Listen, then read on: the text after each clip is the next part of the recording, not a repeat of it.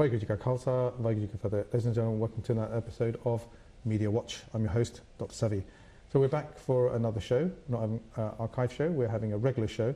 And just to remind you what the show format actually is, we take a major headline from around the world. We also take a number of headlines and we look at those, and sometimes we look at Sikh news in particular. We also have the opportunity to have fantastic guests, and I'm really honoured to have a wonderful guest with me, and he is currently the chair of the City Sikhs Network. He's also a barrister as well. So welcome, Jasvir. Thank you. Waheguru Ji Ka Khalsa, Waheguru Ji Ka Fateh. Great to have you on the show.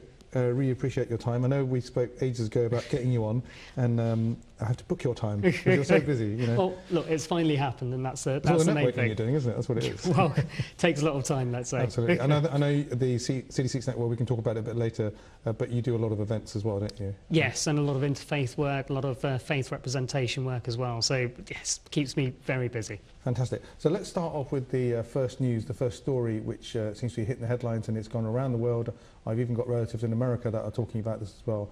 This is the story of about 3 girls, schoolgirls. They're currently described as missing. They've gone to Istanbul as a way to try and get into Syria to join ISIS. The term that is being used is Jihady brides. I'm not sure what that means. Now, the question that is being asked by a lot of people is this a case of grooming, or is it the fact that they've been targeted by a particular part of ISIS to join their jihadi revolution, as they describe it, which is a barbaric way of doing what they're doing. And we won't go into too much detail. We've actually had in the past coverage of the awful atrocities that they've actually been involved in. And then more recently in Egypt, where they have killed 21 people, beheaded 21 Christians, which is just, you know, as I said before, there's no other word that I can describe apart from barbaric. Now, Jasvir, I wanted to ask you, in your view, do you think this is, I mean, it seems to be like like I said before, grooming versus a targeted set of activities that this particular group are actually doing against these girls. Now, these girls are really clever girls. They're like A-grade students. Yeah. And their parents are really distraught about this. No, completely. I mean, one of the most touching images I saw over the last few days about this whole news story has been of the father of one of the children, one of the girls, carrying a teddy bear with a Chelsea Football Club T-shirt on it, which was given by her to her mother for Mother's Day a few years ago. And it's appalling to see what's happened. The fact that we have 3 girls who have decided to take it upon themselves. 2 of them are 15, one of whom is 16, but they've decided to take it upon themselves to travel to Syria via Turkey. And from what I understand, it seems as though they have already reached Syria now. The question that one needs to ask is, why have they done that? Why have they felt the need to go all the way there? And as you've asked, is it a question of grooming? Is it a question of radicalisation? I'd say it's probably a question of both. We have now a generation of young people who have access to the internet. And I would say that also, there's not just like, you know, you're talking about 15, 16-year-olds. You know, I know a lot of teachers, and they're telling me that even kids at the age of 8, 9, 10, 11 are on chat rooms. And in the old statement that a friend of mine says, I thought he invented the phrase, but he told me that somebody else had, which is on the internet, no one knows you're a dog, you know. Right. I mean, where is the control behind all this? Where is the confidence that parents may have to say, actually, what are you actually doing with your spare time? Or are they too trusting? I think it's about building relationships with one's children. I mean, we have here an instance of an extreme activity having been conducted, going to Syria in order to participate with the IS. Be it as jihadi brides, as has been referred to within the media, or otherwise. Who knows what they may end up doing, and who knows how their lives may be wrecked as a result of their decisions. You've said already that they were straight-A students. The school had no reason to suspect anything was going to happen. In fact, girls within the school were interviewed by the police in December when one of their colleagues, one of their co-pupils, disappeared and did the same thing. Really? Okay. So there has been a lot of investigation which has been done, and at that time, nothing was raised. There were no suspicions raised whatsoever that these girls would do the same. Because that's what the Turkish authorities are saying, aren't they? The Turkish authorities are blaming the British for not alerting them in time. And then again, isn't there like a grey area between saying, actually, you're that particular profile, and an invasion of, you know, the fact that, you know, you've got personal freedom?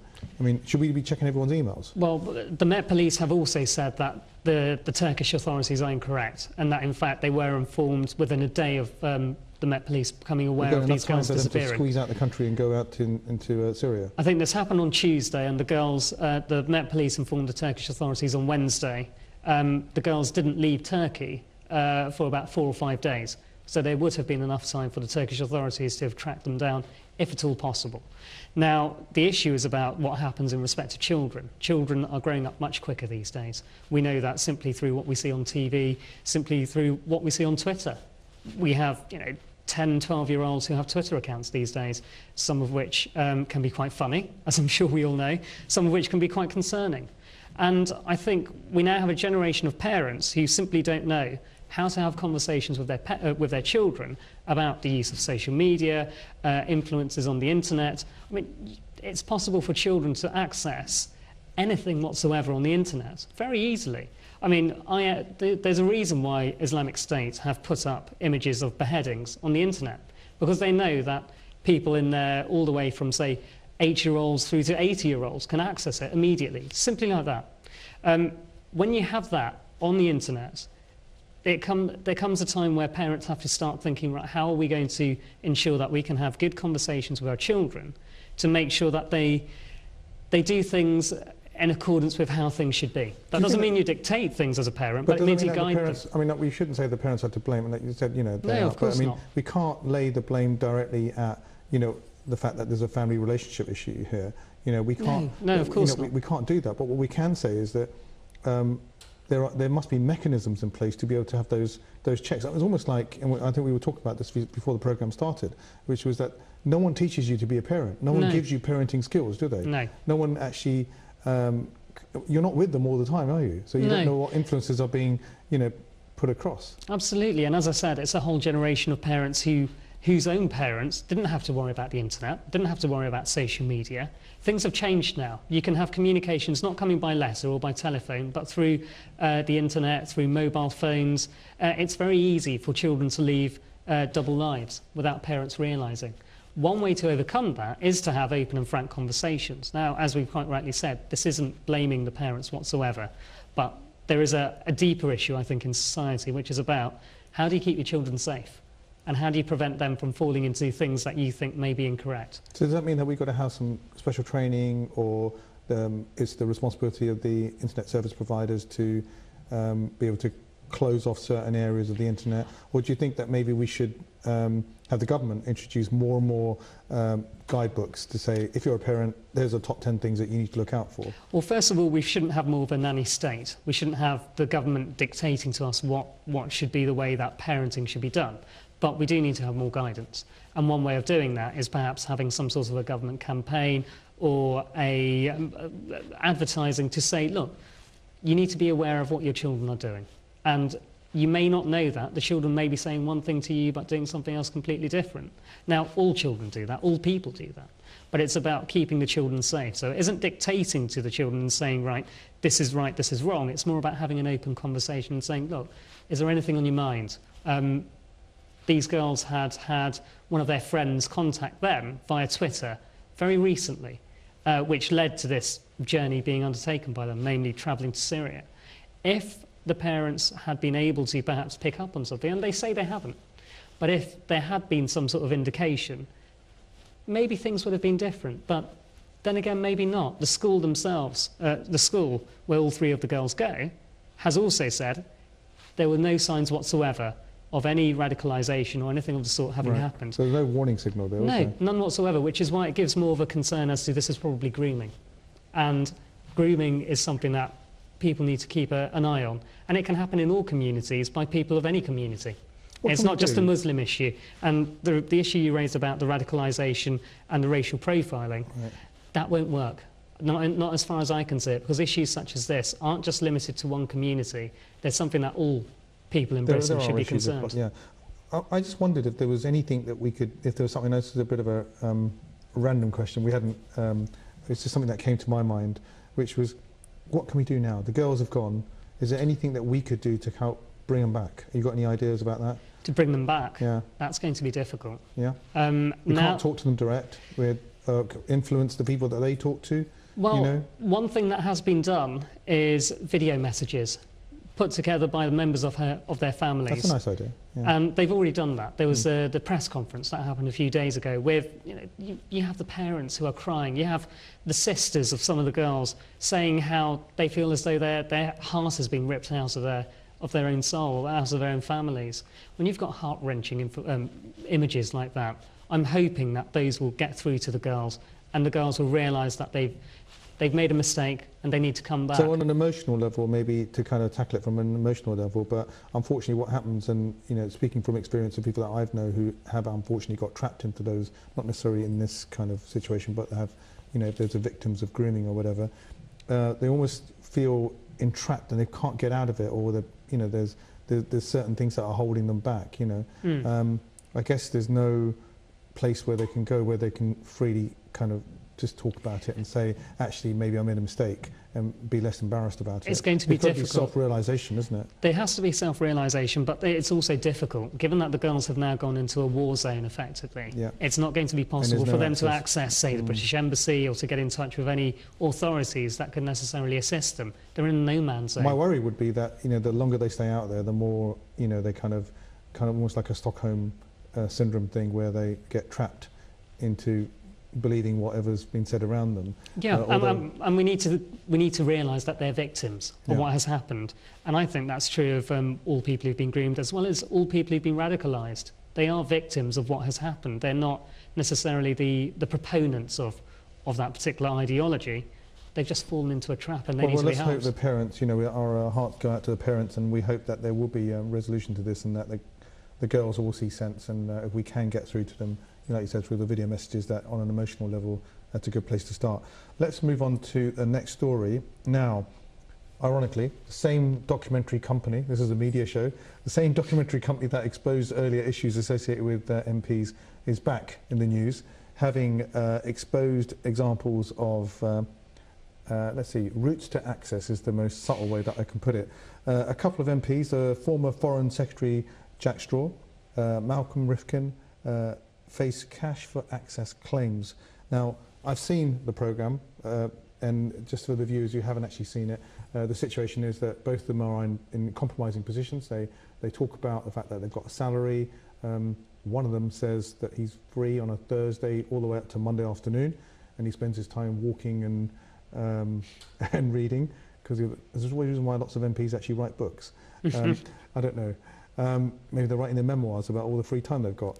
The point that was being made during that particular interjection, it was a fake company, a Chinese company, a kind of a PR type company, who were trying to get access to opportunities, business opportunities. And because one particular person knows a lot of people around the world, because he acted in a ministerial position for that, he suggested that he could. He also suggested that it would cost money for doing any lectures and stuff. I know there's probably nothing wrong with that, if you're a consultant, but he was actually claiming that he wasn't actually getting the kind of the standard salary. If you look back, and people have done research, they earn a lot of money elsewhere. Some of them are non-execs as well, aren't they? Some of them do very well. Yes. You could also argue a lot of MPs who become MPs or heads of department haven't had real jobs in the past, and they suddenly get into positions of running massive departments, or they might not be a doctor or have any medical background. But my main point was that, there's something going on here, isn't there? It's an immoral streak, right? Is that in all people? They get an opportunity to make a bit of money on the side and be corrupt. They're going to do it. I'd say that there are lots of issues here, and I don't agree with the immorality aspect at this stage. I think there's a lot of investigation that needs to be done at the moment. Yeah, absolutely, right. Absolutely. We need to bear in mind that MPs, and this is just something that most people will probably be unaware of. How much do MPs get paid? 65k? 67,000, yeah. Right, yeah. That's the same as perhaps a minor head teacher. People in the civil service, if you're a senior civil servant, you get paid about £88,000. If you're an MP in, let's say, Italy, you get paid £115,000. Okay. And that's the same with members of Congress and senators in the US. So we put the price up. Does that mean that they'll be less inclined to seek more consultancy opportunities? It may well be. It may well be. We have to remember that we live in a society where it's a capitalist society that we live in. People are always looking at finding jobs that will pay them reasonably well. When you're going into politics, you almost have to take a pay cut If you're a senior consultant, let's say, or a senior individual working in the City of London, you could be earning in excess of £200,000. If you're then deciding that actually I've got all of this life experience but I want to become an MP, you're taking a pay cut of almost 3/4 in order to get in to that position. But once you get in, you have a lot more of a responsibility within society generally and to society. Life might be quite good as well, wouldn't it? Because you might get offered a directorship somewhere, and then I'm not saying you make the money back, but you know you'll be comfortable afterwards, won't you? Well, not necessarily. Some people are, some people aren't. Yeah, sure. And I know of many MPs who have been, let's say, voted out of office and who haven't done so well once they're in the general work pool. It's almost a case of, 6 of one, half a dozen of the other. I think also the particular examples that you look at sensationalise it and kind of generalise it for everyone else, don't they? Indeed, because there are many MPs who are very hard-working and many politicians who are hard-working. But as to the immorality aspect... This is bad press, though, isn't it? It's really bad press, but it's also a question of, is what they have done immoral or illegal? Now, first of all, it will only be illegal... the illegality aspect needs to be investigated by the Parliamentary Commissioner for Standards. Because you could argue that the documentary may have shown things out of context as well. We don't know what the original question was. No, indeed. I'm not defending them. I'm just saying that, from a sensationalist perspective, it could be, all right, this guy's saying he wants to get a load of cash. Yeah. Saying that we don't know what their personal circumstances are. At the moment, we don't know, and we need to wait until the investigation has been carried out fully. But it raises questions as to whether there should be MPs who have second jobs or third jobs and so on.